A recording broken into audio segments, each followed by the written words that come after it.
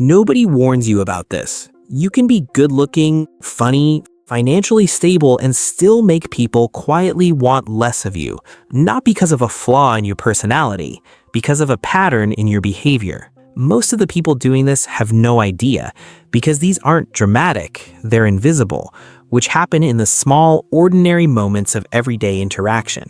Today, we're going through 8 of them, and I'll be honest with you, you're probably doing at least 2. Habit number 1, performing emotions you don't actually feel. Think about someone you know who always says the right thing.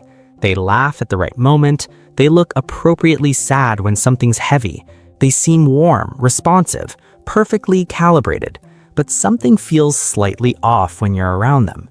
You can't name it, you just feel it.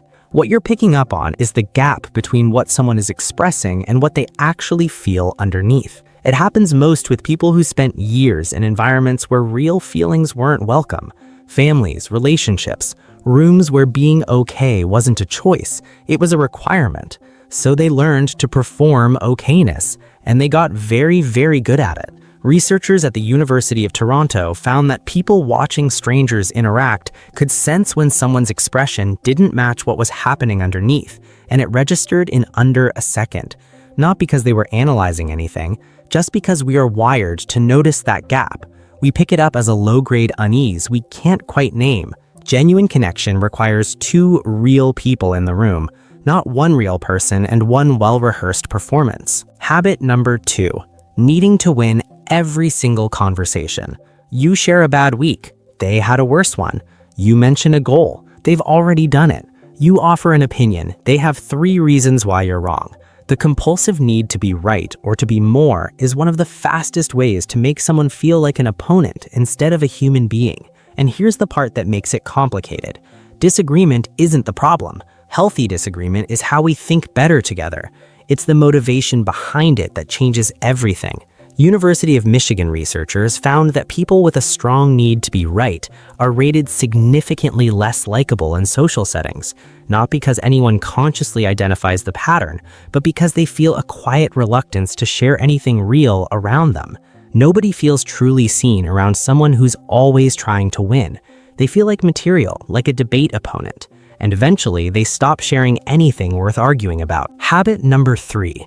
Turning pain into a permanent identity. This one is painful to talk about because it usually comes from genuine pain. There's a crucial difference between vulnerability and victimhood.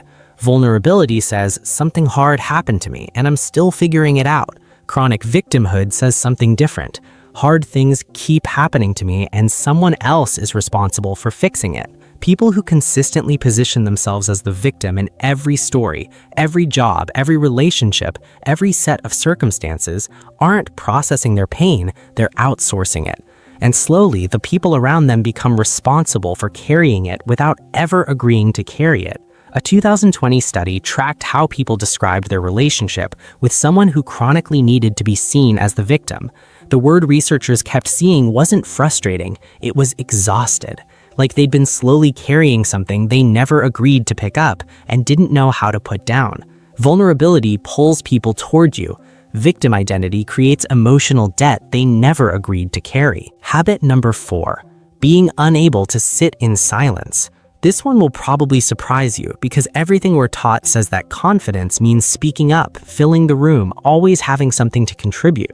But the compulsive need to always say something, to never let a moment breathe, is a form of anxiety wearing the costume of talkativeness, and people feel the difference even if they never find the words to describe it. The person talking to fill a gap isn't engaging with you, they're escaping their own discomfort, and you're just the room it's happening in. Dr. Matthias Mell at the University of Arizona spent years recording real, everyday conversations, thousands of hours of them. The exchanges people remembered as most connecting weren't the most energetic or filled. They had more pauses, more breathing room. The silence wasn't empty. It was proof that someone was actually present. Think about the people who make you feel most calm. Most of them aren't performing. They're just there. Habit number 5. Who you become when things go slightly wrong. It's not the big moments that show people who you are. It's the small ones they can't stop noticing. It's snapping at the waiter when the order is wrong. It's visible frustration in traffic on a first date. It's the low-level irritability that seeps into interactions with people who did nothing to deserve it, just because something else in the day didn't cooperate. University College London followed couples across several years, looking for what actually predicted long-term unhappiness. It wasn't the big fights or the deep incompatibilities. It was the small reflexive reactions, the sigh when dinner wasn't ready, the eye roll at a minor inconvenience, the quiet impatience that surfaces when ordinary life doesn't go as planned.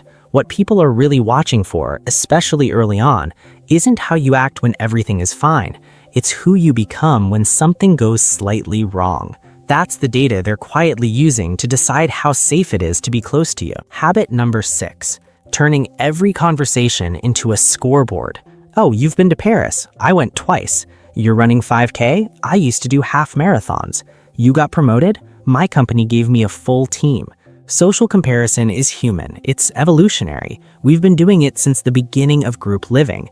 But there's a version of it that quietly turns every shared moment into a competition the other person didn't know they were in. Stanford researchers found that compulsive one-upping doesn't just make the other person feel small, it cuts the person doing it completely from genuine connection entirely, because they're never actually present. They're always tracking the score. The people who make you feel most interesting when you talk to them aren't thinking about where they rank. They're thinking about you. And the difference between those two things is something people feel immediately, even if they never say it out loud. Habit number 7. Sending signals your words never approved. Your body is always talking, even when you think you've gone quiet. Most people put all their attention on the words, what they say, how they phrase it, the tone they choose, but the emotional read happens before any of that. The brain processes nonverbal signals first, before your conscious mind has even caught up to the conversation. Picture sitting across from someone who keeps their arms folded, eyes sliding away every time you try to meet them. Nothing's been said yet, but something's already been communicated. Now flip it. Someone holding unblinking, unsmiling eye contact, watching you like you're something to be evaluated rather than someone to be with. Both feel wrong, but in completely different directions. And the version that does the most damage is when someone's body is saying one thing while their words are actively saying another, because that's the moment people stop trusting the words entirely.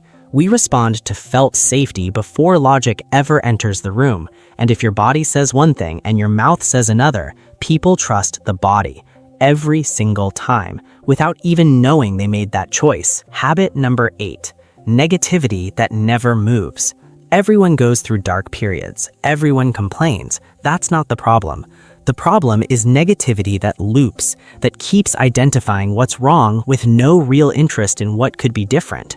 The friend who's been unhappy for 2 years but closes off every thought of change. The person who sees everything clearly and does absolutely nothing with the clarity. UC Berkeley researchers found that venting with no movement toward change raises cortisol, your stress hormone, in both people having the conversation. Not just the one talking, the one listening too. Negativity that loops doesn't release stress, it passes it along. Chronic negativity isn't draining because it's dark, it's draining because it's stuck. And spending time around someone who's stuck gradually makes you feel stuck too, whether you realize it or not. So what do you actually do with this? If you recognized yourself in something here, that recognition is already useful. Most people go through these patterns without ever noticing them. The shift doesn't require a personality overhaul. It starts with one honest question. Am I doing this because I genuinely want to, or because something in me needs to? That question in real time changes conversations, what you say, what you don't, and how much space you give others. You don't need to become someone new. Just get more honest about the version of yourself you're running on, and decide one interaction at a time if it's still working. Real attractiveness, the kind that keeps people coming back, is the feeling someone walks away with when they think, that person actually saw me. That's it. That's the whole equation. If this hits something real, like the video. These are the things nobody sits down and explains clearly. And if you want to support the work, hit that subscribe button. I would genuinely appreciate this. Goodbye.